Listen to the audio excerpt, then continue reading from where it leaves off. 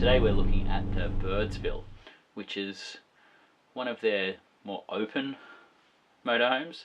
The Birdsville is made of Birdsville because it's got a rear ensuite. So there's two floor plans, one with this massive slide out, which I really like, and another one with a drop down bed, which I'm not as big a fan of. This, if you're going to get a Birdsville, is the pick of the floor plans. It's based on a Fiat Ducato, so the Ducato it's a bit of an aging chassis at the moment. It's sort of being overtaken by things like the Sprinter or the Iveco Daily, but it still drives really good. It's got a bit of a sort of a clunky automated manual gearbox, so it computer changes gears for you, and it's not quite as good as someone with a foot and a clutch. But apart from that, it's got great power, it's really good on fuel, aircon, cruise control, Bluetooth. I mean, you're pretty comfortable up there. Fairly upright, but I actually quite like the seating position in there. The motorhome body built by Avida is really stunning. It's the highlight of this.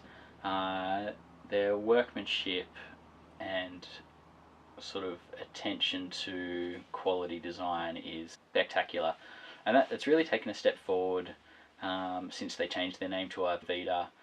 They've sort of built almost a really luxury feel about their motorhomes without sort of that luxury price tag. Things that I really like about this over the other floor plan is that island bed. It just means that you're not, when it's set up, your access to the rear ensuite isn't blocked, which was my biggest bugbear of the other one. That once the bed was set up, your access to the back was blocked. It meant either putting the bed up or climbing over it, which is not ideal. The payoff is that in this one, when the bed isn't set up, your access to the ensuite is blocked.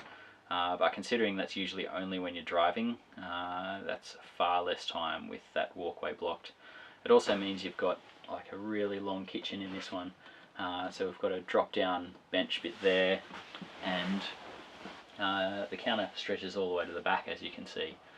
So there's just heaps of room in here. I mean, you could have a shindig in the middle of this space. It's not like being in a motorhome at all. Motorhomes are supposed to be narrow and squashy. This has got it all wrong, obviously. There's still a Luton bed up the top. There seems to be a trend away from these at the moment. Maybe for aesthetics, another one maybe for fuel economy, but motorhomes, they're going to use more fuel than a normal car anyway, so I don't know how much fuel you're actually saving by getting rid of the Luton bed. So it's really good to see that Avida are keeping it, because even if you don't sleep up there, that's damn good storage, and storage always comes in handy. There's also, like, talking storage, there's great storage outside. So there's a big boot just at the door here, which you can put hoses and cords and stuff like that. And at the backs there's little lift up flaps, which are good for ramps and chocks and other things, stuff that you use outside. You can chuck your chairs in there. As far as updates for this model year, we've lost all the handles off the overhead cupboards. So there's just a little latch under here. It's a much cleaner look, and so they've also updated the colour schemes. They've got rid of sort of the more obvious timbers, and now they're a bit cleaner, a bit, I don't know how you call it, modern. I'm just going to call it modern.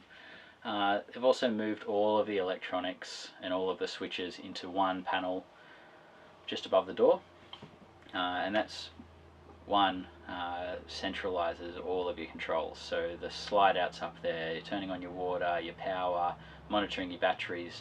The main light switches are up there. A lot of these individual lights have their own switches. The main lighting, which is all sort of shadow lighting around the top, is all up there. So is the radio, the air conditioner, everything in the one spot, so you're not madly searching for switches. At the back in the ensuite, it's full width, which means it's one of the biggest ensuites in a motorhome, because motorhome ensuites are usually just behind me here. They're often combined, or if they're not, they're lengthways, and so you're sort of restricted a little bit on space. Up the back there, it means there's space for a washing machine, you've got a ceramic basin, plenty of space around the toilet, and quite a big shower cubicle. So it's pretty comfortable up there, as it is in all of the van. Could this be improved in any way? Only by Fiat. Fiat really need to work on their transmission, like actually put a proper automatic in rather than the crappy manualised auto or automated manual, whatever it is. Comfortmatic, it's anything but. If Fiat could update that, then it would make it a spectacular motorhome. At the moment it is exceptional. It's really comfortable, it's quite good to drive, it's easy to use, there's heaps of space in here, heaps of storage. So, I mean, Avida, they've done a spectacular job really.